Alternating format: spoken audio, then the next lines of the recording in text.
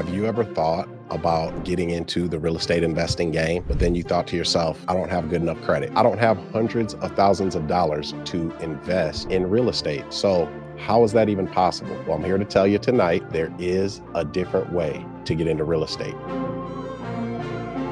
I wanted to hop on here tonight because we are working a deal in Mississippi, all right, in Pearl, Mississippi. And I've got a couple of videos that I wanted to show you guys real quick. Now, I had my two executive coaches on there, and we were talking about a couple of students, because we got a couple of students doing deals right now, okay, in different parts of the country that we're hoping to close those deals. And Coach Molly, our client success coach, I mean, she said something really profound about this deal I'm about to show you guys. So I want you guys to watch this. This is a before and after shot. Now listen to Portia's voice, my student, in the before, and listen to her voice in the after, all right? This is awesome. Listen to this though. This is the house we got by becoming the bank, guys, buying it by leveraging the seller's credit. OMG. Okay, Jeans. Excuse me. This is some of the before. We've been here a couple hours now, and between the kitchen, we're finally getting the kitchen looking halfway decent. Still trying to get stuff out. Wash the dishes that were left in the sink. And trying to do whatever we can. Okay. I reached out to Alicia. She has not responded. What's holding me up, Jean, is the fact that they still have stuff that hasn't been moved. It's in my way. This, I don't know what this is. My nephew, he's trying to refreshen the carpet and everything. We're trying to wipe down the windows and everything. And this garage is disastrous. I don't know where to begin or end, and it smells awful. So, bit by bit. I'm sorry, I know you said pics, but we're just trying to basically clean up before we clean up, if that's such a thing. Okay?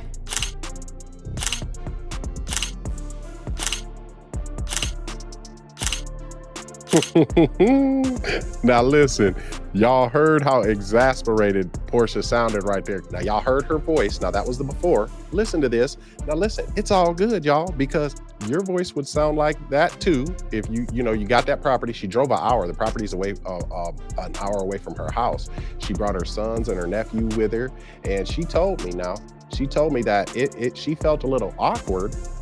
Or, it just didn't sound, it sounded funny when she called her son. It was like, hey, we getting ready to go over to my investment property, clean up. She said it sounded kind of funny to her because she didn't know anything about real estate before she joined the inner circle, the go-getter family inner circle. And now she got a house that she didn't have any credit checks on, and she didn't have to jump through all those hoops, and she ain't spending no money out of her own pocket on this. Now check this out. Here's the after. Final video of the day, guys. Sunset is catching us. So here we go. This is the kitchen.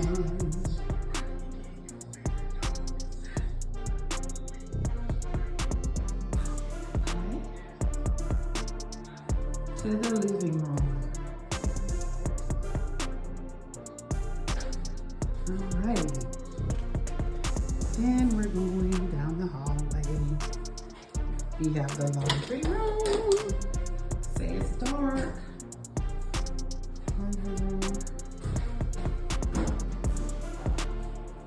Hallway. First bedroom, bathroom, I'm sorry. It's dark, no electricity nor any water. We did the best that we could though, guys. Okay, so this is the room that Alicia didn't have that wall. There were 3 walls, and my son finished the wall. So we have uniform colors, cracked pepper in this bedroom. So it's completed. Okay, down the hallway. And we have the second bedroom that was that taupe-ish color. My son's painted it the color of Alicia's bedroom. So we didn't like that taupe color. It was dirty looking, so we Have that bedroom painted. And the red room was fine. Just everything is clean now. Closet's emptied out. Okay. But the bane of my existence, you're not gonna believe this, Gene, but the more my nephew cleaned out the garage, the more stuff was pulled out of the attic. So this is where we're stopping for the day. Oops, I'm about to break my neck. But they have done some work, I'm telling you. And we still got stuff to finish up tomorrow. But this will be the last finishing touches of our cleaning after we get that done. So have a great day. Oh yeah, it's been fun, yeah right. Okay, bye.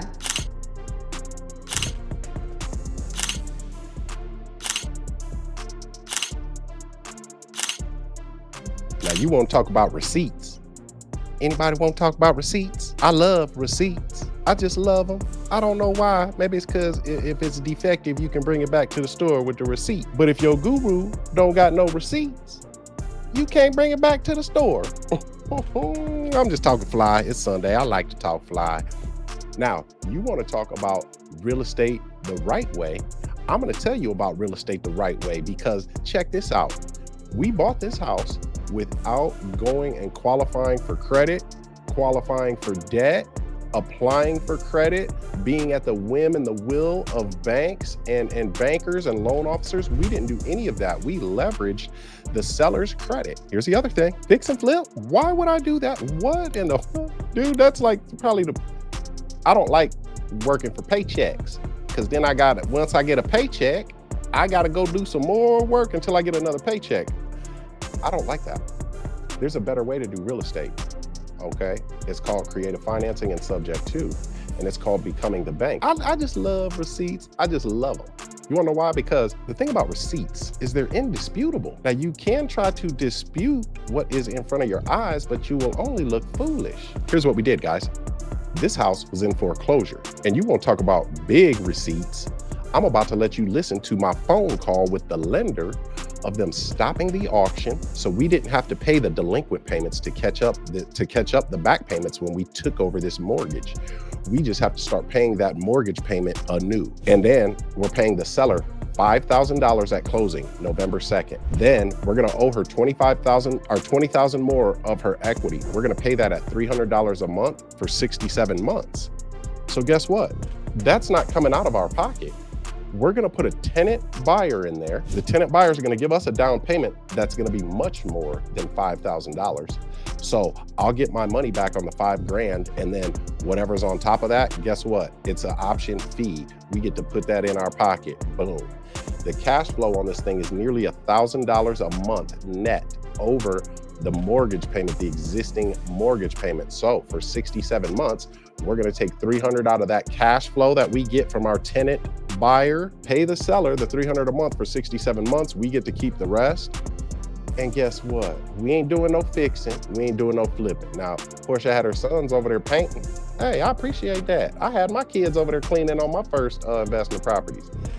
They just wasn't big enough to do no painting. Like do you not feel like this is something that you could do? I mean, this is like the coolest way to do real estate. And it's probably it is the best financial situation that's ever happened to me in my life, learning this stuff. When you do this the right way though, you know how to negotiate with lenders and get them to take off the delinquent payments, and you can pause the foreclosure auction. As a matter of fact, I just so happen to have the receipt for this receipt I just showed y'all. Check this out, y'all. And then from Mr. Dupree was, I don't know if you pulled up the account, but since then we went in and electronically added myself, and I'm just calling because the auction is tomorrow.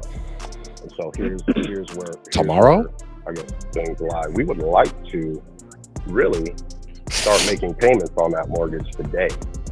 We'd like to take the delinquent amount and put it on the back end of the mortgage and start making those payments, because the home has been transferred into a trust for estate planning purposes.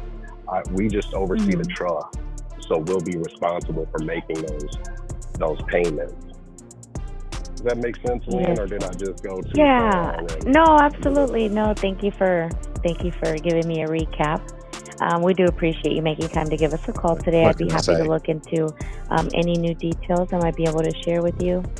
I do see the foreclosure is currently on hold with the loss mitigation on hold. review open. Oh, it is. Yes, beautiful. there is a loss mitigation review open, and it looks like it's currently being reviewed for the partial claim, which you mentioned you guys prefer for the outstanding amount to be put onto the back of the loan.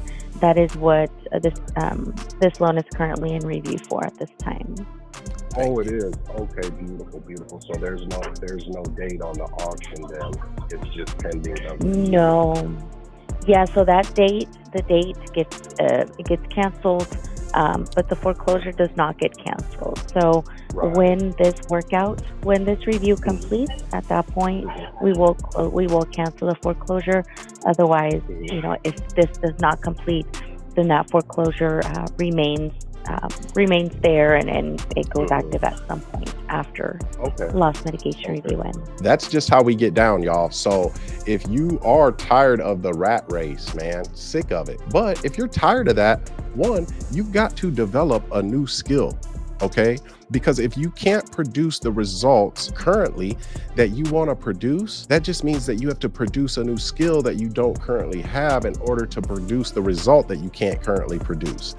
And in doing so, you will change what your life looks like. You'll change your bank account. You'll change what that looks like. You'll change how you go on vacation, man. You'll change how you spend time with your family. And on the first before picture, this is before my inner circle student, Portia, and her sons were cleaning up the property. She sounded annoyed, perturbed, feeling a little bit some type of way. She knew she had some work coming on. She was feeling annoyed and the like, right? So I show the after, and she's singing her way through her property, showing her investment property where her sons finished some painting. In discussing that, us as her mentors, right, and her coaches, we've seen her progression, right? We've seen her development.